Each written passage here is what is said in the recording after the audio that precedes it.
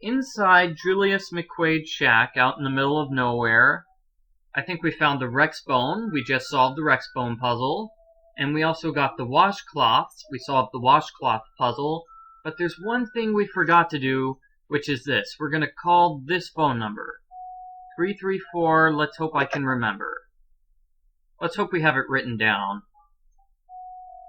334, 334. Oh no, no, I have to remember it. Oh no. 334-555-7625. 334-555-7625. Alright, I remembered it. You've reached the office of Dr. Nicky Sabatini, professor of geology at the University of Alberta, Camrose. The sound of the beep? No, disregard all that. I'm here. Who's this? My name is Nancy Drew. I'm staying at the Icicle Creek Lodge, and I recently came across some kind of device that had your phone number on it. Describe the device. Well, it has a spike on one end of it, and... Well, I'll be darned. Where did you say you found it? Well, actually, someone's dog was using it as a chew toy. She must have found it outside somewhere. You know what it is? It's a geophone. Someone stole a whole crate of them from me when I was out on Skookum Ridge not too long ago. Alrighty, a geophone. Why were you on Skookum Ridge?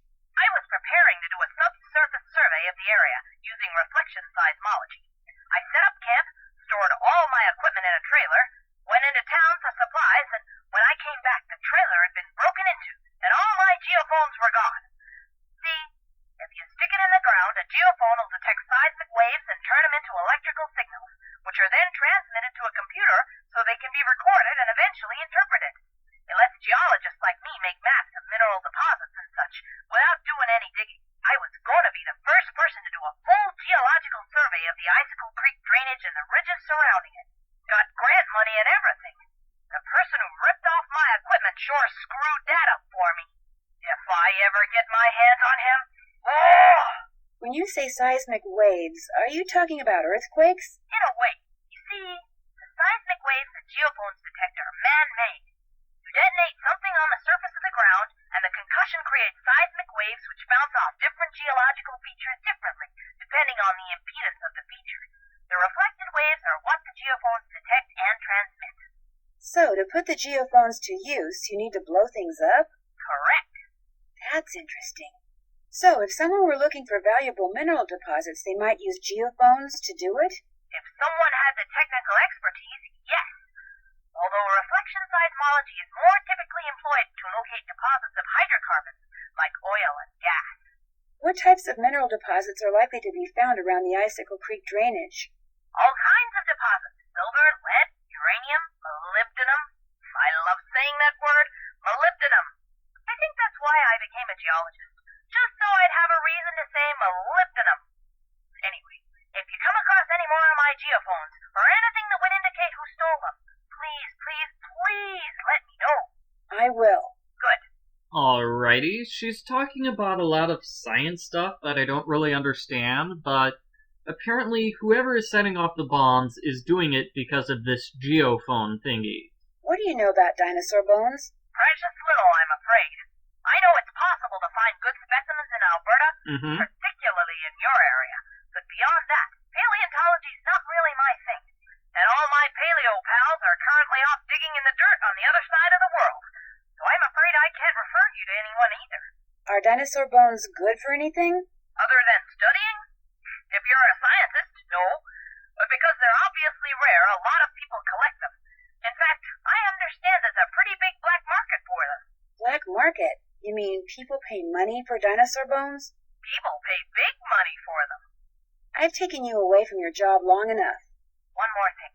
All of my geophones were hardwired to transmit at 990 kilohertz. So if you find any kind of receiver tuned to that frequency, check it out, because it could very well belong to the thief. Bye! Alrighty, so that's the geophone mystery. Now let's solve the Rex bone mystery. In the previous video, I got a Rex bone, and, Well, it was a Rex bone, everybody. So now we are going to use the Rex bone inside the hut where we found the geophone. Alrighty, let's put on the snowshoes, which are here.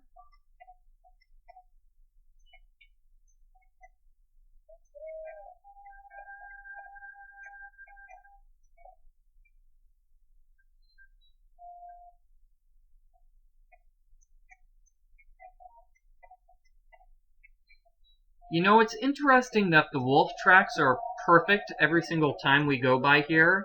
However, you never see snowshoe tracks left by Nancy, even though she's walked along this area a couple of times.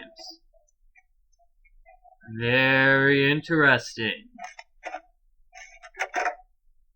Okay, so the Rex bone is sort of here, right? Nancy noticed this. She says, hey, this sort of looks like the Rex bone. So we put the Rex bone in this area.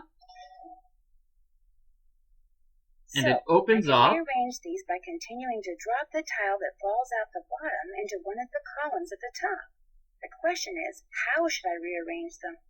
Match the symbols and line them up in rows of 3, maybe? I think Nancy's right. I think what we want to do is have 3 fish in the top row, 3 cats in the middle row, and 3 rabbits in the bottom row. So why don't I get started? Let me see. I don't remember how to solve this puzzle. This is going to be tricky. Okay, so I'll need to put in a bunny. Next, I'm going to need a cat. So let's get a cat. Then I'm going to need a fish. And now the right-hand column is A-OK. Let's try to do this for the middle column. Okay, so first I need a rabbit. Oh wow, the middle one is A-OK. Okay, let's see if this one is A-OK. Let's see. No, this isn't going to work, is it? It's not going to work. I'm going to have to do something different. Okay, everybody, I'm going to back away from the puzzle and hope that it resets itself. I think it does. So, I can rearrange these by continuing to drop the tile that falls out the bottom into one of the columns at the top. The question is, how should I rearrange them? Match the symbols and line them up in rows of 3, maybe? Alright, so according to my notes, I did play this game on the Wii version, and I have notes. I do 3, 3, 1, 1, 1. 3, 3, 1, 1, 1. Okay, and now column 1 is completely filled. Good. Okay, so now my notes say 3, 2, 2, 3, 2, 2, 3. 3, 2, 2, 3, 2, 2, and then 3. So I think 3 is finished, and now you just go 2, 2, and there we go. Puzzle solved. Bingo! Alright, that wasn't so bad, and now we have a hidden area. We have the green cavern.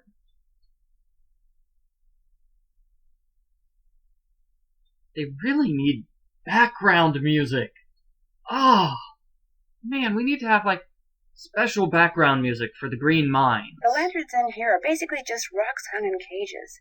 I wonder what makes the rocks glow like that.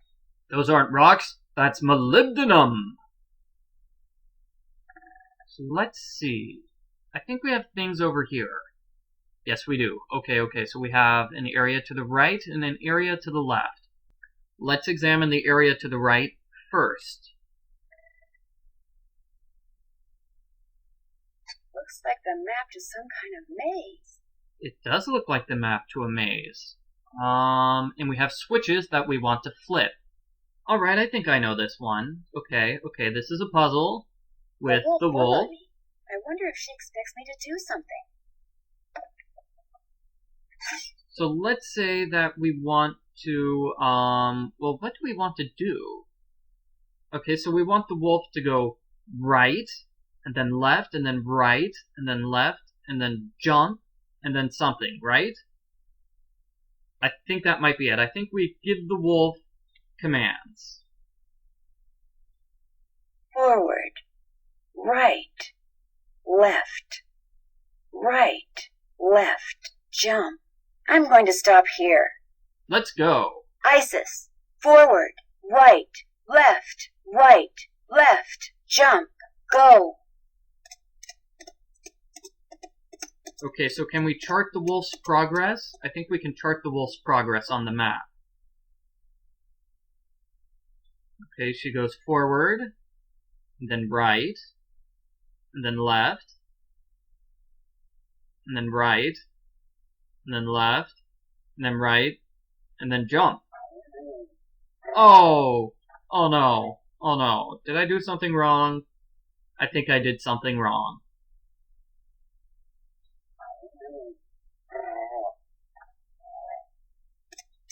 Okay, so let's try this again.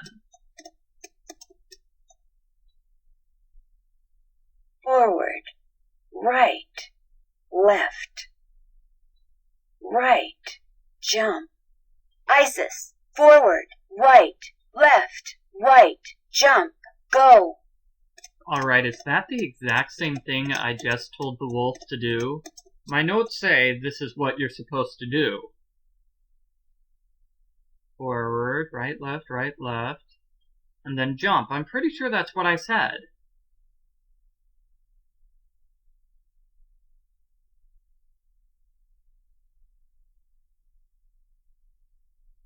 Alrighty, okay. So now the wolf is in the blue area. This blue area right over here, this is where the wolf is. The wolf couldn't have gone to any of the other areas because we have these walls here. And I'm pretty sure you have to play fox and geese to get rid of the walls. You see, these are the 3 symbols from fox and geese.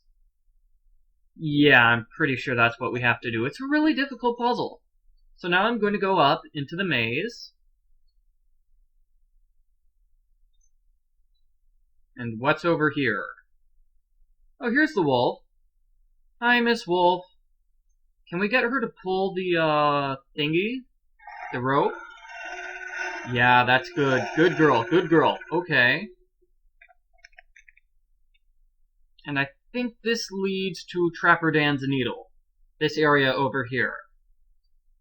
Yeah, it leads to the other entrance to Trapper Dan's Needle.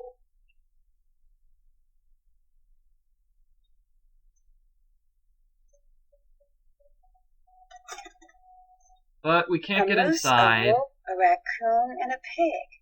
Next thing I have to do is get each of these panels open. Right, I think... Yeah, okay, so we have a puzzle to get all of the tokens, and a puzzle to get all of these things up. Right. This is difficult. Okay, so that's something we're gonna have to do. We want to raise all of the... Wait, I think I know how to do this. We have the wolf, which pulls on the things, right? I am not being very clear when I'm explaining these things, but I'm pretty sure that's what we have to do. For now, we just go back to the Icicle Creek Lodge, and we solve mysteries there. No, I don't want to go here. When did I turn around? I don't remember turning around.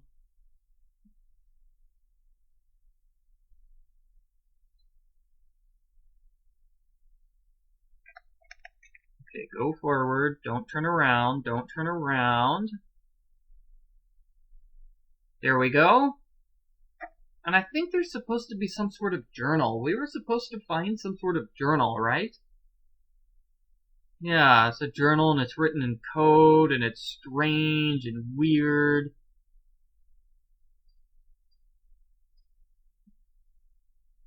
Yeah, I am clearly not doing a good job of knowing what I'm supposed to do in this game. We have the journal here, right?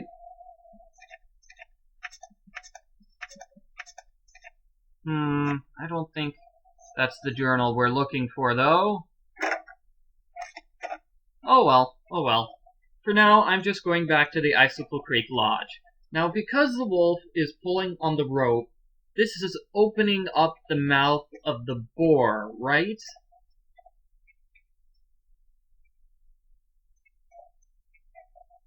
I think that's what it's doing.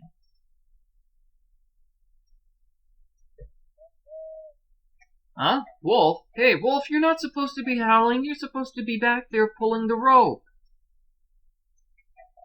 Crazy wolf.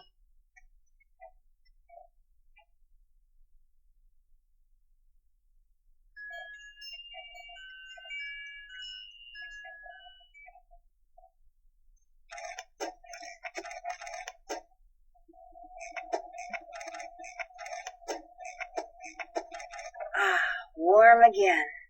Alright, let's find this boar's head. I think it's up here.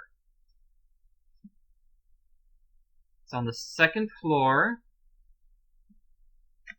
And we got the pig token. Now the pig token is going to open up something. Right? I think that's it. I think that's the solution to the puzzle. And is this a room we were supposed to clean but didn't? I think this is a room we were supposed to clean but we didn't. My jacket! What? I'm getting a definite feeling I'm not wanted here. Uh-oh. This is strange. But other than that, the room is completely clean, so we don't have to do any sort of maid duty on the room. Alright.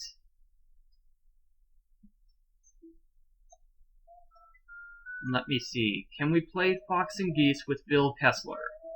I think we can. Huh? Oh. Hi. People who sleep during the day usually have a hard time sleeping at night, you know. I can sleep anytime, anywhere. That's what happens when you got a clear conscience. Since Mr. Talbot isn't here, could I play a game of Fox and Geese with you? You bet. Have a seat. Here are the rules.